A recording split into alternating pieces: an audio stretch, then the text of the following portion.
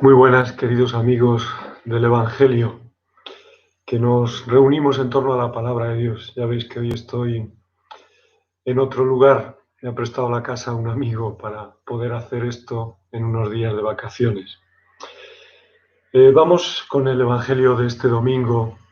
A mi juicio forma una parte con el del domingo anterior, si os acordáis, cuando Jesús preguntaba: ¿quién decís que soy yo? Pedro dice: tú eres el Hijo de Dios.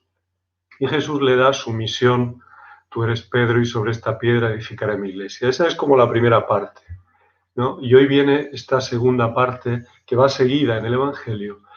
Por eso, cuando empieza este Evangelio dice: desde entonces, es decir, desde que Pedro le reconoció y Jesús le dio su misión, desde entonces Jesús comenzó a enseñarles, es decir, desde ese momento en que han empezado el camino de ser discípulos, pues ahora Jesús les va a empezar a enseñar ¿qué? La cruz. Empezó a enseñar que tenía que ir a Jerusalén y padecer mucho y morir y resucitar. Es decir, una vez que reconocen que Jesús es Dios, ahora comienza otro camino, que es el camino de enseñarles la cruz en la vida.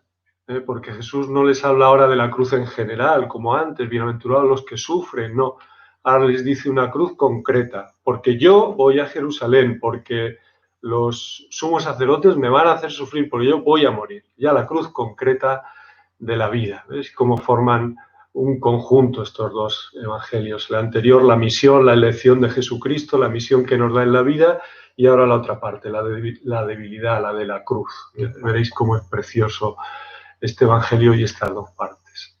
Nos dice el evangelio que tenía que, esa expresión tenía que es como expresa una obligación, expresa que eso no era una cosa que ha pasado por casualidad, sino que tenía que, y no solo que tenía que pasar, sino que el Padre la quería. Era el camino señalado por el Padre, por eso tenía que padecer e ir a Jerusalén. Es la presión del amor de Cristo al Padre, del amor del Padre a su Hijo, del amor del Padre por nosotros. La presión del amor obliga a este camino de la cruz, que incluye la muerte, que es una derrota. El Hijo de Dios va a pasar por una derrota, por la derrota de la muerte, y una muerte en cruz. Eso sí, Jesús también añade que no solo tenía que padecer, que tenía que morir, pero al tercer día resucitará. No pierde de vista el final, la victoria.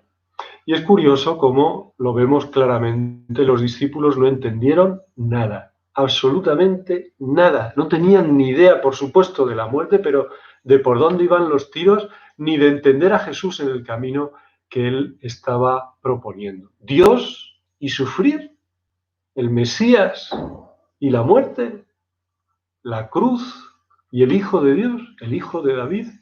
Eso no había manera de entenderlo. Jesús les está iniciando en un nuevo camino para ir entendiendo. Desde aquí hay que comprender todo lo que le pasa a Pedro y lo que Jesús le dice a Pedro. Quítate de mi vista, Satanás. Es un camino que hay que ir recorriendo y que Pedro, como los demás, tiene que ir entendiendo. Pedro le dice: eso no puede pasarte a ti, pero bueno, ¿cómo vas a morir? Aquí estoy yo para que tú no mueras. ¿Cómo vas a ir a la cruz? Es decir, Pedro rechaza la cruz como nosotros. Pedro rechaza la cruz. ¿A quién le encanta la cruz? ¿A quién le gusta?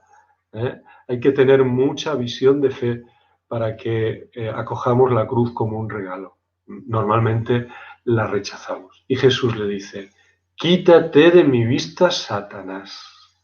Es una expresión durísima, ¿eh? Hace unos instantes le ha dicho: tú eres Pedro, y sobre esta piedra, sobre ti, edificaré mi iglesia. Y ahora le dice: quítate de mi vista, Satanás. Mira, yo pienso que si esto nos pasa a nosotros, enseguida pensaríamos: ya está, Jesús se ha equivocado. Tiene que empezar de nuevo, tiene que cambiar. Se ha equivocado con Pedro. Y no es lo malo que lo pensemos esto de Jesús con Pedro, sino que lo pensamos de los demás.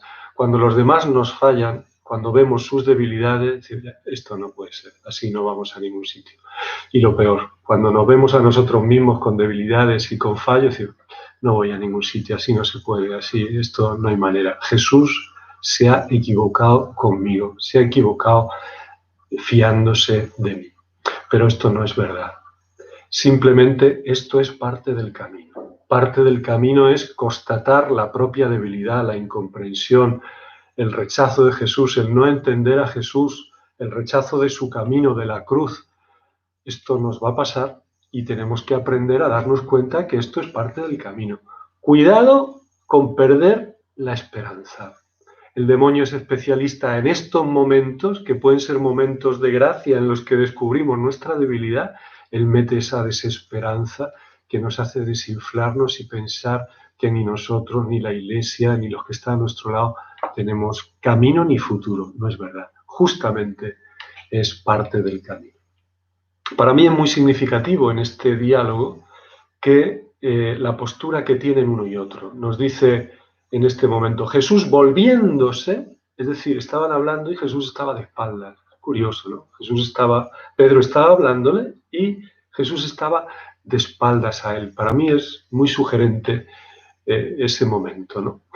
Es como si hubiera dos direcciones, están en dos direcciones distintas, están mirando cosas distintas, planos distintos. El plano humano que le está presentando Pedro y el plano divino que tiene Jesucristo. Y Jesucristo es claro, apártate de mí, no quiero esto. Es decir, nosotros somos especialistas en hacer componendas, a ver si vale lo nuestro y vale lo de Jesús a la vez, ¿eh? Y lo solemos expresar con expresión, no, a mi ritmo. No, mira, el camino es uno, es el de Jesucristo y hay que renunciar al propio.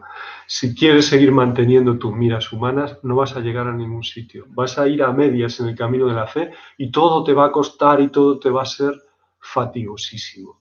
Hay que entregarse a Jesús de una y entonces todo se hace mucho más llevadero, mucho más fácil y hay mucha más alegría. Ese camino que Pedro le propone no sirve, es tentación. No hay más camino válido que el camino de Dios. Y Jesús vuelve a esta mitad del Evangelio, vuelve a decirles, sígueme.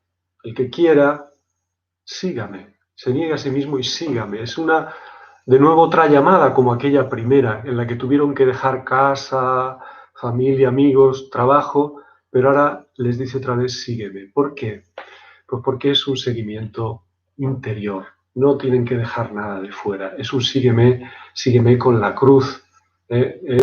Estate dispuesto a llevar la cruz, a venirte conmigo con todo, con tus debilidades y con tus sufrimientos, con toda tu vida. Es decir, vamos a empezar el camino de ser un verdadero discípulo de Jesús. Vienen unas expresiones ahora, la de negarse a sí mismo. ¿Qué es negarse a sí mismo? Es importante entenderlo bien. No es que todo lo humano sea malo y haya que quitarlo del medio. Cuidado, porque entonces nos vamos a ir enseguida a oraciones del tipo de buscar el vacío, de buscar el no tener nada dentro, el no sentir nada. No. Es dejarlo de menos valor para cogerlo de más valor. Esta es la negación cristiana, este es el negarse a sí mismo. Por coger a Cristo y por coger lo divino dejo otras cosas que son de menos valor. Por eso nuestra oración no busca esa quietud interior que no tiene nada en la mente, sino que nuestra oración se centra en Cristo, en estar con Él, en contemplarle, en verle. ¿Qué significa la expresión que viene a continuación? Cargar con la cruz, llevar el madero del propio suplicio hacia la cruz, parte de ese madero. Ya sabéis que lo llevaban los condenados. Es decir, tener disposición a morir. Si hiciera falta físicamente, si las circunstancias, si Dios nos lo pidiera, pero es en el mismo sentido que he dicho antes, negándose a sí mismo, es decir, poniendo a Cristo en primer lugar y dejando todas esas otras cosas de miras simplemente humanas. En el mismo sentido habría que entender las expresiones de perder la vida, de conservar la vida, incluso de ganar el mundo entero. ¿De qué te sirve ganar el mundo entero? Es decir, la prioridad de la salvación eterna. Lo primero es la salvación eterna. ¿De qué te sirve lo demás? Es decir, poner la mira en el centro, en Jesús, y lo demás va todo detrás. Los hombres tenemos un deseo enorme de vivir y de vivir con la mayor plenitud posible. no erremos el tiro y pongamos la vida donde está. Y la vida está en este camino que nos propone Jesucristo, en la cruz. No podemos poner componendas.